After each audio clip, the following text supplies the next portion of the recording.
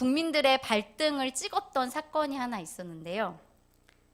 소위 가습기 살균제 사건이라고 불리는 일이었죠. 가습기 살균제로 인한 폐 손상 등으로 산모, 그다음에 영유아 등이 사망하거나 폐질환에 걸린 사건이었는데요. 사실 논란이 되기 시작한 건 2011년이었고 유해성이 2011년에 이미 밝혀졌지만 처벌이 이루어지지 않아서 2016년에 되어서야 전담 수사팀이 꾸려지고 이제 처벌이 시작되었습니다.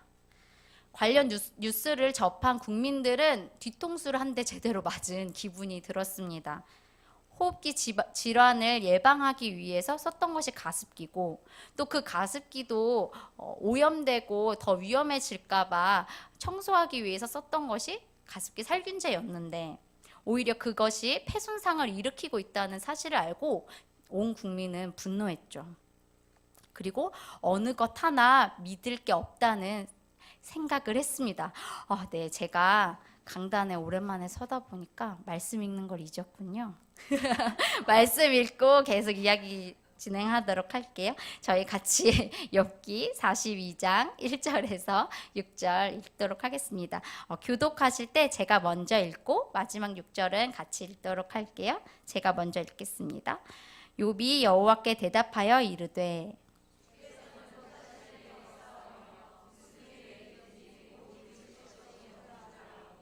무지한 말로 이치를 가리는 자가 누구이니까 나는 깨닫지도 못한 일을 말하였고 스스로 알 수도 없고 헤아리기도 어려운 일을 말하였나이다.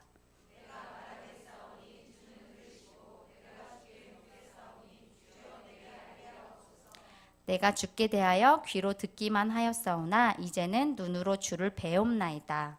그러므로 내가 스스로 거두어 드리고 티끌과 제 가운데에서 회개하나이다. 아멘. 네, 이어서 가습기 살균제 얘기 계속 하도록 할게요. 네, 이렇게 사람들은요 철석같이 믿었던 어떤 것이 우리의 믿음을 저버릴 때 큰 좌절을 겪고 분노합니다. 오늘 이렇게 제가 여기서 가습기 살균제 사건 이야기를 꺼낸 것은 믿었던 도끼의 발등을 제대로 찍혔던 한 사람을 소개하기 위해서입니다. 그 주인공은 예측하셨다시피 바로 본문의 주인공 욥입니다. 욥기를 읽어보신 분 아시겠지만 욥기는 욥의 소개로 시작됩니다. 욥이 온전하고 정직하며 하나님을 경외하는 자임을 모르시는 분은 없으시겠죠. 그런데 혹시 욥이 우스 사람이라는 걸 아십니까? 우스 지역이 어디냐에 대한 논쟁은 지금도 분분하지만 확실한 건 우스는 이스라엘 지역이 아니라는 것입니다. 즉 욥은 히브리 사람이 아니었습니다. 이방인이었죠.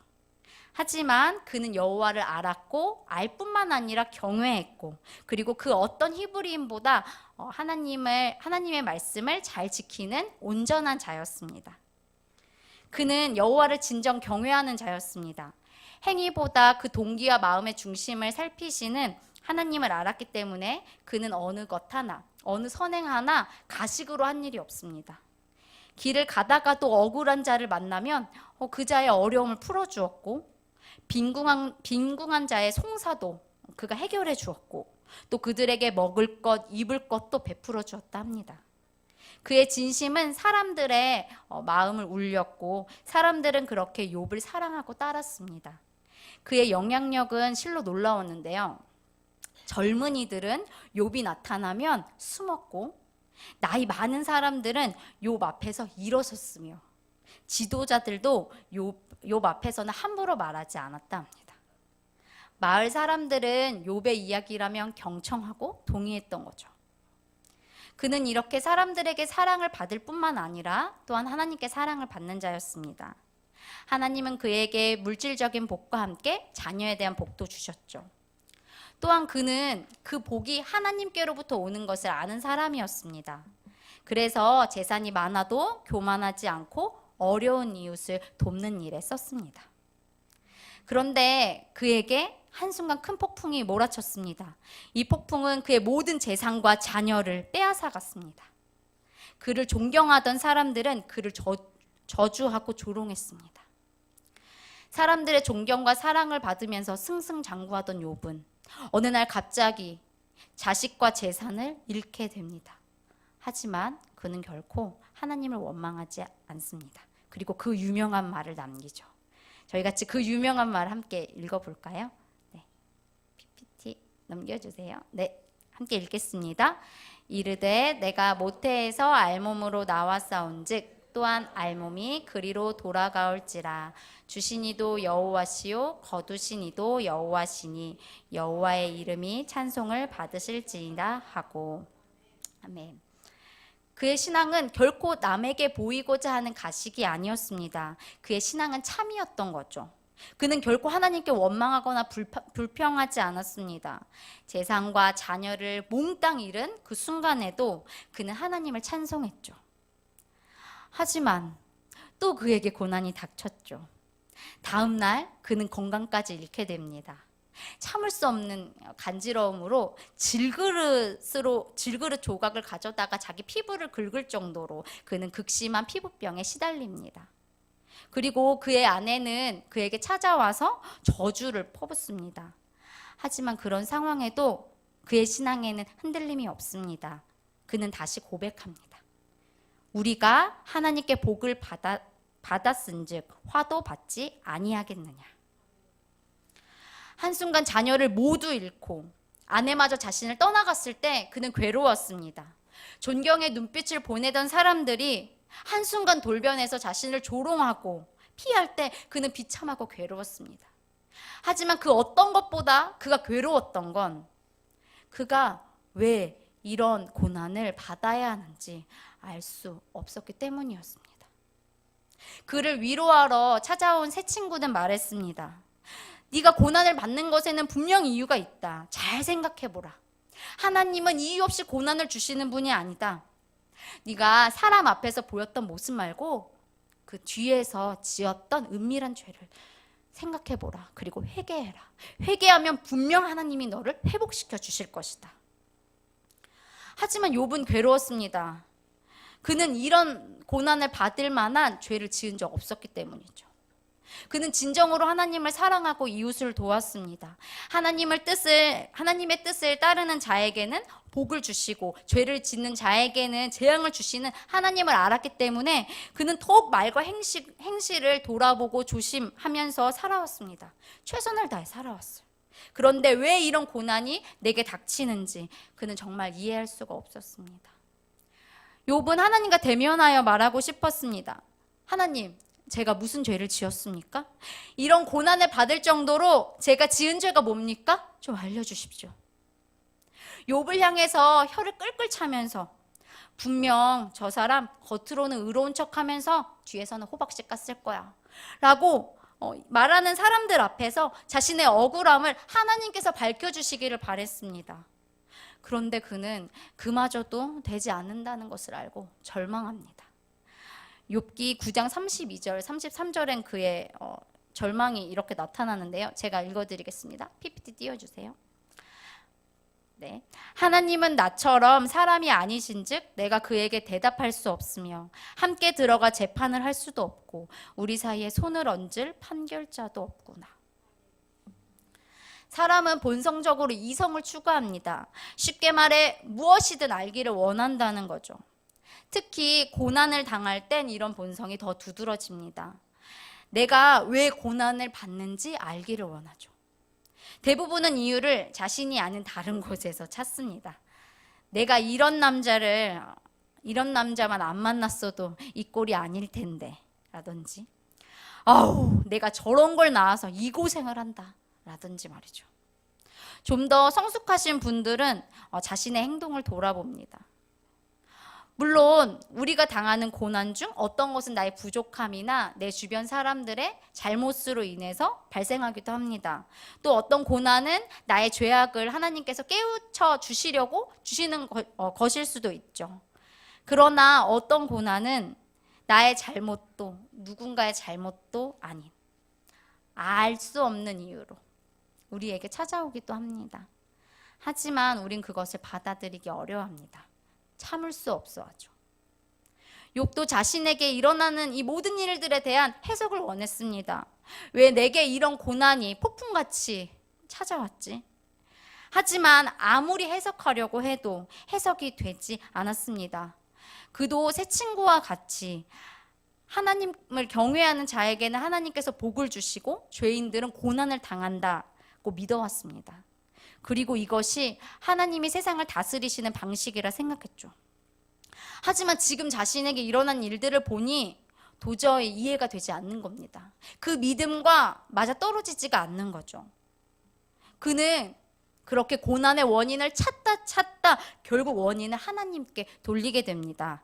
하나님의 정의에 의문을 갖게 된 거죠. 욥기 9장 22절에서 24절을 같이 한번 읽어보겠습니다. 일이 다 같은 것이라. 그러므로 나는 말하기를 하나님이 온전한 자나 악한 자나 멸망시킨다 하나니, 갑자기 재난이 닥쳐 죽을지라도 무죄한 자의 절망도 그가 비웃으시리라. 세상이 악인의 손에 넘어갔고 재판관의 얼굴도 가려졌나니 그렇게 되게 하니까 그가 아니시면 누구냐. 그는 자신에게 지금 일어난 일들을 보면서 말합니다. 주님은 온전한 자나 악한 자나 다 멸망시키고 있지 않습니까? 하나님은 지금 뭔가 잘못하고 계신 게 아닌가요? 욥은 자신은 온전하다고 말하면서 하나님의 정의에 물음표를 자꾸 던집니다. 하나님, 온전한 저한테 왜 그러십니까? 하나님의 정의는 도대체 어디 있는 겁니까? 온전한 자에게는 복을 주시고 불의한 자에게는 벌을 주시는 분이 하나님인 줄 알았는데, 그가 믿어왔던 하나님이 달라진 것 같았습니다. 왜 하나님은 나에게 고난을 주시는 걸까? 나는 최선을 다해서 하나님을 믿었는데, 하나님의 뜻을 따랐는데 하나님은 왜 나를 괴롭게 하시는 걸까? 욥은 그동안 믿어왔던 하나님께 발등 찍혔습니다. 그것도 아주 제대로 말이죠. 하나님은 온전하게 살아가던 자신에게도 고난을 내리시는 분이었습니다. 악인들의 조롱을 받게 하시는 분이었습니다. 욥기를 찬찬히 읽어보신 분들은 아시겠지만 새 친구와의 논쟁이 계속되는 이 4장에서 37장, 무려 34장에 이르는 이 방대한 이 말씀은 읽는 사람으로 하여금 지루하다 못해 조미쑤시게 할 정도로 같은 말의 반복으로 이어집니다. 그 부분을 읽으면서 우리는 욥의 고난이 얼마나 그에게 길고 또 길고 지루하게 느껴졌는지, 그리고 욥은 얼마나 괴롭고 고통스러웠는지 또한 우리는 생각하게 됩니다. 그들은 그 많은 시간 동안 이 세 친구와 욥은 자신의 지혜로 상황을 해석하고 해결책을 제시합니다. 하지만 그 어떤 이도 정답을 말하지 못하죠. 그렇습니다. 인간의 지혜는 여기까지인 것입니다. 사람의 지혜는 철저하게 비참하게 실패하는 것입니다. 그리고 드디어 이 길고 긴 논쟁을 끝낼 사건이 나타납니다. 욥이 그렇게도 기다렸던 주님께서 등장하신 것이죠. 하나님은 욥에게 나타나셔서 이렇게 첫 마디를 건네십니다. 무지한 말로 생각을 어둡게 하는 자가 누구냐. 이 부분은요, 공동 번역에서 조금 더 쉽게 풀어졌기 때문에 저희가 같이 한번 읽어보도록 하겠습니다. 부질없는 말로 나의 뜻을 가리는 자가 누구냐? 지혜 없는 자가 내 뜻을 가리느냐? 아무것도 알지 못하는 자가 내 뜻을 판단하느냐? 그렇게 나타나신 주님은, 욥이 그렇게도 기다렸던 주님은 욥이 기다렸던 대답은 해주지 않으시고 이렇게 말씀하십니다. 너같이 지혜 없는 자가 내 뜻을 가리느냐? 그리고 욥이 전혀 대답할 수 없는 질문들을 쏟아 넣으시죠. 어떤 인간도 창조가 어떻게 이루어졌는지 알 수가 없습니다. 여기 혹시 창조 때 계셨던 분 있으신가요? 그런 사람은 아무도 없습니다. 바다를 어떻게 통제하는지, 바다의 근원이 어디에 있는지 아는 사람은 아무도 없고, 욥은 아침에게 명령할 수 있거나 비나 눈을 전혀 통제할 수가 없죠. 지금 하나님께서 진정 욥에게 무엇을 묻고 있는 걸까요? 그렇습니다. 하나님은 지금 욥에게 이런 질문을 하고 계신 것입니다. 네가 창조주냐? 피조물이냐? 네가 하나님이냐? 사람이냐? 이렇게 욥의 무지를 나타내는 질문들을 쭉 늘어놓으신 하나님은 마지막으로 이렇게 말씀하십니다. 트집 잡는 자가 전능자와 다투겠느냐? 욥은 고난의 원인을 찾다 찾을 수가 없어서 하나님께로 돌렸습니다. 하나님이 뭔가 잘못하고 계시기 때문에 내가 고난을 받는 거라고 생각했죠. 그래서 전능자와 다투려고 했습니다. 하나님이 지금 무언가 잘못하고 계신다고, 하나님의 정의에 문제가 생겼다고 생각했습니다. 그는 자신의 지혜에 의해서 하나님을 판단했죠. 그리고 하나님을 탓했습니다. 하지만 하나님을 만난 욥은 아무 말도 할 수 없었습니다. 그저 할 수 있는 일이라곤 자신의 입을 손으로 가리고 대답하지 않겠다 말하는 것뿐이었습니다. 그는 자신의 지혜가 하나님의 지혜에 비하면 손톱만큼도 되지 않는다는 사실을 깨달았기 때문입니다. 그러나 하나님은 여기서 만족하지 않으셨습니다. 계속 말씀을 이어가시죠. 하나님께서 계속 말씀을 하신다는 건 아직 욥이 다 깨닫지 못했다는 것입니다. 욥은 아직 하나님의 정의에 대해 의문을 풀지 못했어요. 그런 욥을 향해 하나님은 말씀하십니다. 욥기 40장 8절 띄워주세요. 네가 내 공의를 부인하려느냐? 네 의를 세우려고 나를 악하다 하겠느냐? 욥은 하나님께 악인을 번성하도록 놔두는 것이 잘못되었다고 말합니다. 그러자 하나님이 물으시죠. 네가 악을 통제할 수 있느냐? 그렇습니다. 욥은 알지도 못하고 통제도 못하면서 그런 것에 대해 함부로 말하고 있었던 것이죠. 욥은 이제 하나님 앞에 무릎 꿇고 회개합니다. 전 무지한 자입니다. 깨닫지도 헤아릴 수도 없는 일을 저는 함부로 말하였습니다. 그는 자신이 당하고 있는 고난의 원인을 찾고 싶었습니다. 원인을 찾아서 거기에 탓을 돌리고 싶었죠. 그러나 그는 하나님을 만나고 깨달았습니다. 나는 지혜가 없는 자입니다. 하나님께서 고난의 원인을 알려주셔도 이해할 수 없는 무지한 자입니다. 시편 73편의 기자도 동일한 상황에 놓여 있었습니다. 의인은 쇠하고 악인은 흥하는 상황을 보며 그는 하나님께서 무언가 잘못하고 계시다고, 하나님의 지혜에 무언가 문제가 생겼다고 생각했습니다. 그러나 그는 하나님의 성소에 들어갔을 때 비로소 진정한 지혜자가 누구인지 깨닫게 되었습니다. 그리고 자신은 하나님 앞에서 무지한 짐승과도 같은 존재라고 고백합니다. 사람이 하나님을 만날 때 우리가 깨닫는 것은 고난의 이유가 아니라 우리가 그조차 이해 못할 인간이라는 사실입니다. 욥의 회복은 회개와 함께 일어납니다. 이 회개는 자신의 죄악에 대한 회개가 아닙니다. 새 친구가 계속 말했던 것처럼 남들 몰래 지었던 죄에 대한 회개가 아닙니다. 고난을 당하며 하나님의 정의에 의심을 품고 자신의 지혜가 하나님의 지혜를 넘어선다 착각한 자신에 대한 회개입니다. 욥은 이렇게 처음부터 끝까지 우리에게 질문합니다. 진정 지혜자가 누구인가? 하나님인가? 우리인가? 아시는 분께서는 아시겠지만 전 지난해 10월에 둘째 아이를 출산하고 12월 셋째 주에 교회 복귀했습니다. 출산 휴가를 들어갈 때는 혼자였는데 복귀할 때는 한 명을 데리고 나왔죠. 당시 3살 된, 지금은 4살 된 저희 첫째 딸과 함께 말입니다. 갓난 둘째를 친정 어머니께서 봐주셨는데 아기가 너무 어려서 첫째와는 도저히 같이 있을 수가 없어서, 같이 보실 수가 없어서 부득이하게 전 주일에 첫째 아이와 동행을 해야 하는 상황에 이르렀습니다. 공백이 3달밖에 되지 않았지만 오랜만에 붙잡는 컴퓨터 작동도 어려웠고 출산 직후라 그런지 자꾸 깜빡깜빡했습니다. 모든 것이 어렵고 서툴기만 했죠. 주중에는 아이가 어린이집에 가 있는 시간에 설교며 주일 준비며 다 해야 하는데 아이가 아프면 어린이집에 마저 보낼 수가 없으니 설교 쓸 시간이 나질 않아서 마음이 많이 조급하기도 했습니다.